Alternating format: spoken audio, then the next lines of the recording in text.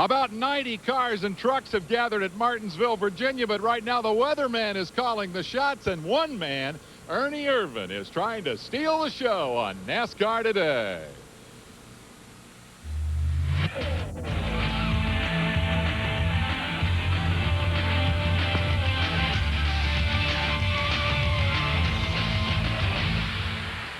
Rain is falling over the flat, narrow half mile, the speedway at Martinsville, Virginia, which dates back to the earliest days of what is now Winston Cup competition, and that rain is controlling the fate of Ernie Irvan.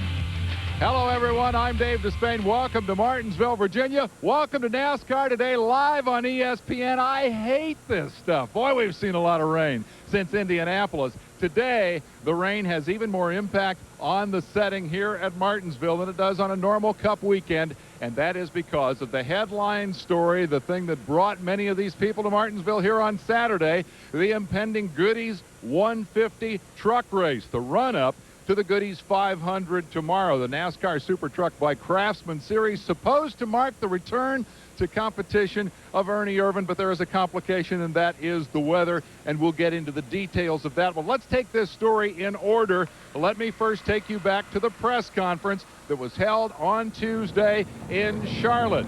At that point, Ernie Irvan unveiled the new Napa United Brakes truck that was supposed to be his ride for today. Robert Yates showed off the 28 Texaco Star, the 88 Texaco Star, the second truck for Ernie Irvan. The photographers did their thing. They posed the owner, they posed the driver, and of course they tried to get Robert to smile. The photo opportunity continuing, and then of course Ernie faced the cameras. But today we come here with the rain. Yesterday Ernie got in the truck, did his practice, was very, very fast. Here's the dilemma. Ernie has no truck owner points. As a result, he has to qualify in order to make the race today. If there's no qualifying, no Ernie in the show. And qualifying was rained out yesterday. They started qualifying here about a half hour ago, hoping to get the trucks run. They got about 6 runs in, and bingo, the skies have opened up again. So a scheduled 2 o'clock to start this afternoon for the truck race. No qualifying run yet. Will Ernie Irvan race? Let's hear from the guy live. He's standing by with Alan Bestwick. All right, Dave, we're kind of tucked away up here under one of these rain shelters, and I know that's not the place Ernie wants to be. Ernie, the big build-up, and yet you're not able to get in that truck and race quite yet. What are you thinking about right now? We're just over here BSing, you know, most of it, like you always do at a rain delay. And, you know, we're hoping we'll be able to get the qualifying in, you know. Otherwise, who knows what's going to happen. How big a disappointment will it be to you if you don't get to get out there and run today?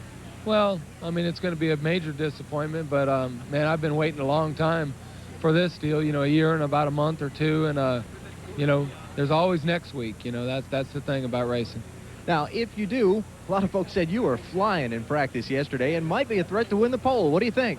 Well, I mean, you know, we have a really good truck. You know, Napa and United have come on, be sponsors, and you know, the No Fear people have been great to us, and you know, they've enabled me to have all this stuff, and it comes right from the same stables as our Joe Ruttman truck, the 1-800 Collect, and everything's been going really good. The truck really unloaded fast.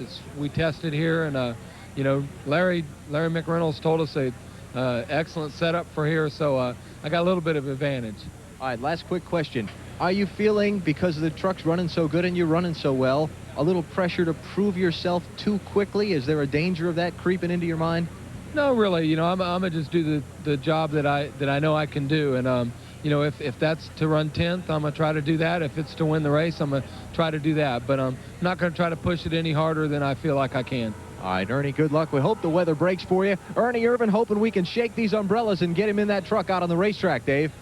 All right, guys, and I guarantee you the folks up there in the stands huddled under their umbrellas and their plastic tarps are very hopeful that this qualifying session will happen for the trucks. The latest from NASCAR, a simple quote, the trucks are the priority for today. Now, the way I read that is they will make every effort to get that truck qualifying session completed and then start the truck race at its scheduled starting time of 2 o'clock this afternoon. Any way you cut it, everyone here is so excited about the return of Ernie Irvan, about the fact that he has his medical clearance, the truck is ready, the car is waiting for him next week at North Wilkes, and he is ready to return to competition.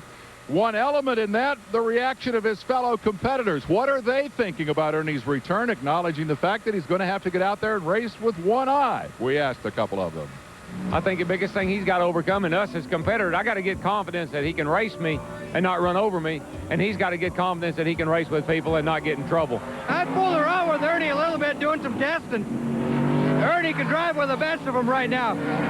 His biggest problem is going to be that he's worried that the competition is worried about him, and they shouldn't be, because Ernie's ready. I'm just apprehensive for him. I know it's got to be very, very difficult for him to watch races, and I know how anxious he is to get back out there. I just hope he doesn't get out there too soon. This is a good place to come back. Little short track. Speeds aren't that great, and reaction times are, so this will be a pretty good test for him. I've watched him in practice run door handle to door handle with Joe Rutman for lap after lap, and no crashes. His depth perception is excellent. He runs line after line after line, same. Ernie's ready. I guarantee you Ernie is ready, and as I said before, everybody's tickled to death to see him here. There is another minor consideration. These Winston Cup cars are badly wanting an opportunity to qualify here today. Whatever happens, you will see the truck race tonight at 10 o'clock Eastern time on ESPN2. Benny and I have it all for you. And, of course, we'll be coming back to talk about the run for the Winston Cup Championship, the likelihood that, in fact, these Cup cars will get out there with the tarps off to make their qualifying attempts. We'll have the entire rundown for you here as we come to you live from Martinsville, Virginia. NASCAR Today on a rainy, chilly Saturday morning. I hate this. We'll be right back. NASCAR Today is brought to you by the NASCAR Story. For the complete history of NASCAR on home video, call 1-800-71-NASCAR.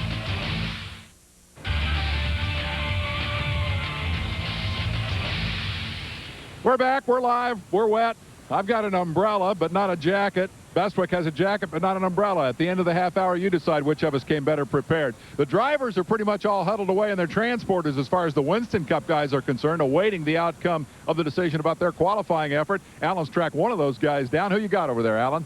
I'm talking to the guy who finished second here in Martinsville in April and came from an awful long way back to do it. You're fifth in points, Ted Musgrave, so I don't suppose you'd mind seeing qualifying rained out. You'd have a lot better starting spot than you did in the spring. Yeah, I got a big smile on my face. I'm not running too good here in qualifying. You know, in the spring, I qualified, I believe, like 28th, and we had to pit on the backstretch, and the guys did an excellent job for me back there. And like you say, we ran second. It kind of looks like it's going to be the same scenario if we come back out and qualify. I'm not running that good in qualifying, but the car seems to be really consistent as far as race-wise again, so it's kind of like deja vu. Let's talk about practicing on what setup now. You practiced yesterday to qualify. You didn't get to do it. Did you practice this morning to qualify, or did you throw that out and work on your race setup? Well, Alan, you know what I said before, we weren't qualifying very well, so last night I said, okay, let's just take the car and, you know, turn it upside down and inside out and try a different setup, and it seems to run the same speed. So, yeah, well, I did try two different setups now, and neither of them seem to be really quick, but both of them seem to be really consistent. So, yeah, you know, I'm kind of worried about qualifying, but then again, like I say, I think the Family Channel car is going to run really good here in the race. All right, good luck tomorrow. Ted Musgrave, he'll start fifth if qualifying's rained out. Dave Despain is with the guy who'll start on the pole if we don't get time trials in. Yeah, here's the story. Things are a little bit damp, but we found our way over to Jeff Gordon's transporter and dragged him out here. He's signing a couple of autographs. Let's come up and say hi. You know, when you're doing the points game, the best way to play the points game is the way this guy's playing it. Just go out and win the race, and everything else takes care of itself. Congratulations, Jeff Gordon, on a terrific performance at Dover. Well, thanks, Dave. You know, that was pretty unexpected. I didn't know we were going to have that good of a car when the green flag dropped, but it was an unbelievable day for the DuPont Chevrolet. We just, you know, the guys guessed really well. Ray Evernham, you know, put a great car underneath me, and, I mean, the thing drove itself. So they make me look like a hero a lot of times. In terms of your sense of this situation here, we come here with the rain, but I guess you're okay. I mean, you don't care whether they qualify or not, do you? Well, we're running pretty good, so, you know, I don't know if we got a shot at the pole. I think it just all depends on what kind of a lap you get the track is really slick because the rain and because it's cold. This is one of the toughest places to qualify on cold tires and a cold racetrack. You're slipping and sliding around, but no, it doesn't really matter to me, Dave. We can rain or shine. I think we're going to be okay. Okay, thanks for the time, man. That's Jeff Gordon. Hey, if they don't qualify, you know who's going to start on the pole today. I want to talk about magic number. You know, baseball has its magic numbers. Let's pop this graphic up here. You've got Gordon with 3,880 points, a 309-point lead over Earnhardt. If Earnhardt wins all the rest of the races and gets all the bonus points, he could get 4,681 points. Do a little arithmetic. Subtract Jeff's total from that, and you get what we consider the magic number, 801 points. If he scores 801 and Earnhardt gets all he can get, they're tied. So you got to add 1, make it 802 points. If Gordon gets 802 points in the remaining races, he wins the championship regardless of what else happens. That is an average of about 10th place every race. It's not a lock, but that's the strategy they're looking at. 802, the magic number. We'll be following that as the season winds down. And right now, we're going to go across the garage area to the guy who had another terrific run at Dover, Alan.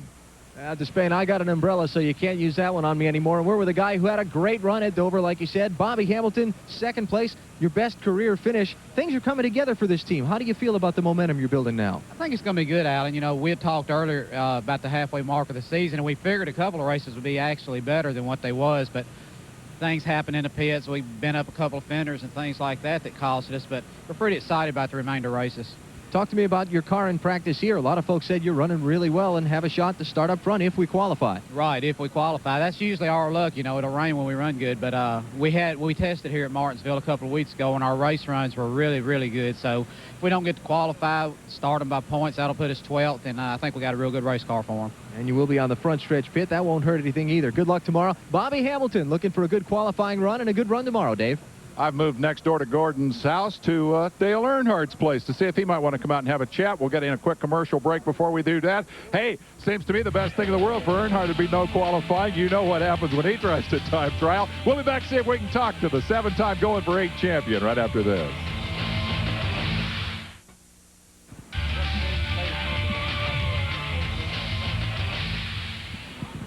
Earnhardt's asked me what the latest rumor around the garage area is. I don't have any idea.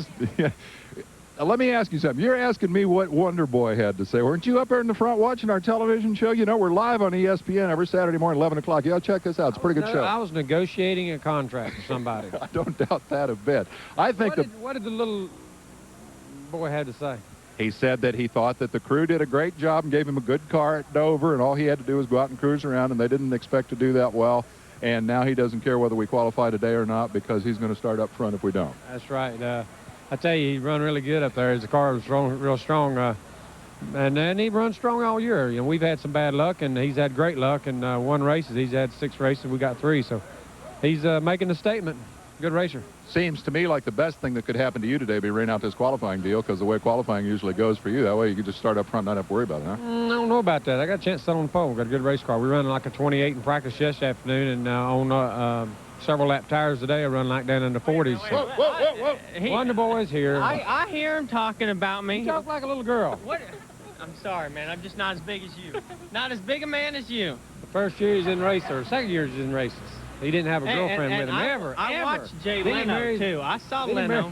What'd you think of him on Leno? He got beat on the John Deere. I saw him. You don't never beat the host of a show. If you want to come back.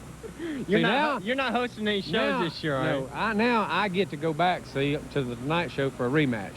Well, I could take you along with me. Okay. And we'd both race and we'd team up on it. Okay. Well, if you get him on the Tonight Show, how about we get Leno out of the 2 of your race on the garden tractors? What do you think of that idea? We got to get Leno in the race too, and the track's really not that wide. Yeah. The problem is he's a pro on the tractors. He runs beat. Too many laps on the tractors. I got beat. I've been on a tractor with him before. I got beat. What tractor was that? Remember in Daytona? Oh yeah. Now you're not trying to work on his head. You know, we media guys play up that whole cycle. Work on his head. He's far ahead. He don't need to be worked on. Oh. So it's just a gimme. It's down to if he has real bad luck, and we have real good luck, we're okay. But he's had 2 good luck here so far this year, and if he keeps doing what he's doing, he's going to be okay. Are you invite me to the party? You always invite me to your party, so why wouldn't I show? To the party. You guys are a lot of fun. Good luck to both of you here today. Jeff Gordon, the would-be champion. Dale Earnhardt, the 7-time champ, going for 8. Let's see. I'm supposed to be doing some news here from elsewhere in the world. Last week we did that whole Michael Waltrip and Johnny Benson Jr. thing about the 30 Pennzoil car. Apparently Pennzoil wants to get this thing wrapped up. Chuck Ryder had a meeting with him, and to use his word, Michael Waltrip has been fired. He told us yesterday during our qualifying show he will not be back in the 30 car next year. No confirmation yet that it will be automatic that Benson will go in that car. They will make an announcement at Charlotte. The widespread rumor, of course, is that Michael will go to the 21 car, replacing Morgan Shepherd in the Citgo Ford after the announcement last week that Morgan would be moving on, and no word about where Morgan might be headed. A couple of guys are locked in. Bobby Labonte has made a 5-year deal with Joe Gibbs, and Jimmy Makar is also going to be part of that deal. They are locked into that team through the year 2000. And Derek Cope has re-upped with Bobby Allison's team and will be back there for next year. Another guy who is on the move is Hut Strickland. That team remains for sale, but Hut has done a deal. He's going to be driving the number 8 Stavola Brothers rig next year, and he says he's really excited about that deal. Well, I really am. You know, Billy Stavola has really given me a good opportunity to come over and drive for him next year, or really for the next 3 years. And, you know, I feel really good about that, having a long-term commitment, you know, from him and his team. And plus, it makes me feel good to know that I'll have a job for the next 3 years, and that's pretty satisfying in itself.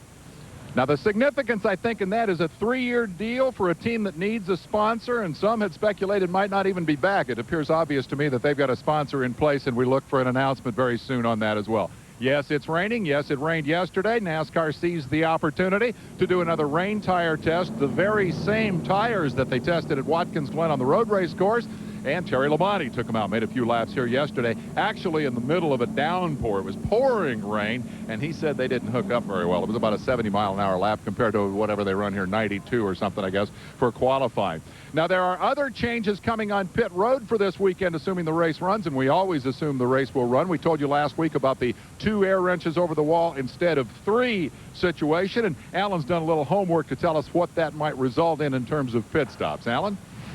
All right, Dave, we've stepped out on the pit road now. When these crews set up here tomorrow, they'll be working for the first time with just the 2 wrenches instead of the 3. We're going to do our best sports center imitation here, call it our breakdown segment. A lot of the teams went to work this week practicing their pit stops, see what the effect of the new rules would be. I'll tell you, they had those video cameras smoking that they used to practice the stops. The Kellogg's team was kind enough to loan us their film from their pit stop practice on Wednesday. Let us take a look at what the effect of losing one man will have.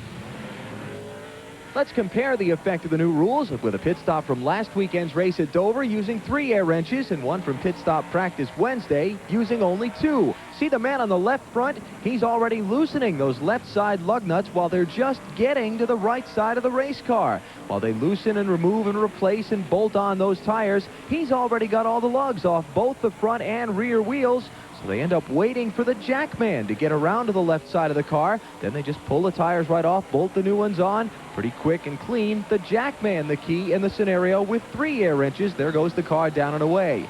Now, pit stop practice on Wednesday, the bottom screen. There they go to work on the right side. See, there's nobody on the left side of the car, except somebody fueling it in a race situation. Here they come with the jack around. They're still working at the right front. Now the tire changer on the front of the car becomes the key player because he's got to loosen those lug nuts. Remember, he was the last one around to the left side of the car from the right, so he's got to get those tires back bolted on before the car could go away. The tire changer becomes the key man instead of the jack man. So that's the end result. About a second to a second and a half longer pit stops is what most teams seem to think the effect will be. Some of the crews this week moved some people around to make sure that they had the fastest guys changing tires instead of carrying the jack. Be interesting to see if it affects the race any tomorrow. One thing I think we will see, Dave, the teams that have been busting off the fast pit stops all season long, like Gordon's and Wallace's and Earnhardt's, they're going to still be the fast guys even under these new rules. You mentioned Rusty Wallace. We were all set. We had an appointment to talk to him. He got so bored listening to Earnhardt and Wonder Boy down there, he went in the back and said, I'm going to sleep. We'll see if we can wake him up and come back with more of NASCAR Today right after this timeout. Stay with us.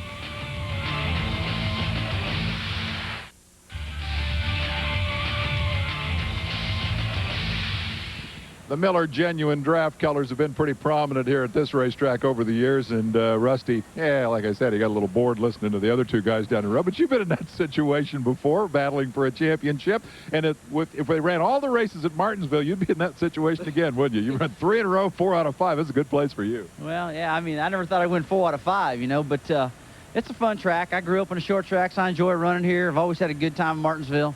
But it's just another track. She's round, and we use black and round tires, so it's about the same as everything else. What's the key to this place? A lot of people burn up brakes here, obviously set up and getting the gear to hold for the, you know, keeping the drivetrain in place for the whole race. But in terms of driving 500 laps here, what's the most important thing to do? Man, I'm not going to tell you. I knew that. I mean, that's 4 wins. You think I'm going to spill the beans, rest these cats listening on television? No.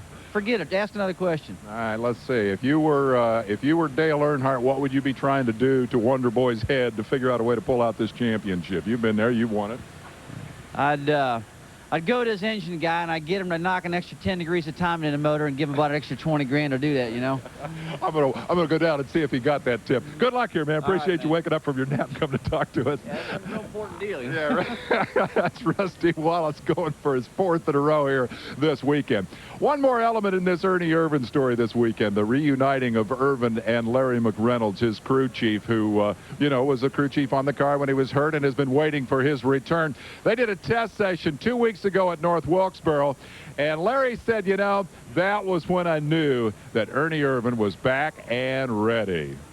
Probably when we unloaded at North Wilkesboro. I think we hold the track record up there at like a 1895, and Ernie's second lap on the racetrack was like 1913, and come in and said, ain't driving very good. It's loose in, pushing in the middle, and loose off. I said, boy, we fix all them things, we'll be right there. So that's Ernie. You know, just when you think that you've got a good race car, he comes in and tells you this is what's wrong with this car. It's the same Ernie Irvan that I worked with for over a year, and it's like, yeah, that's the way it used to be. Now, as Ernie prepares to return to the sport that left him so badly hurt, some inevitably question that decision, but not McReynolds. Larry understands, even though he and the crew do fear for Ernie's safety. Well, certainly we do, but Dave, he's not going to be happy doing anything else. And if a person's not happy, is it worth not taking the risk? You know, he wasn't going to be happy just being a car owner or a truck owner. He wasn't going to be happy just being a consultant to drivers. What makes Ernie Irvan happy is driving a race car. He realizes that and knows that. His wife realizes that. As much as I don't want to see him get hurt or have a problem, it's like that's what makes Ernie happy, so it's worth taking the risk with him. Well, with every drop of rain that falls here at Martinsville, the likelihood that Ernie will race today becomes less. If they don't qualify the trucks, Ernie is not in the show at 2 o'clock this afternoon. We're going to take a break and come back and wrap things up here from rainy Martinsville, Virginia. Stay with us for the conclusion of NASCAR today.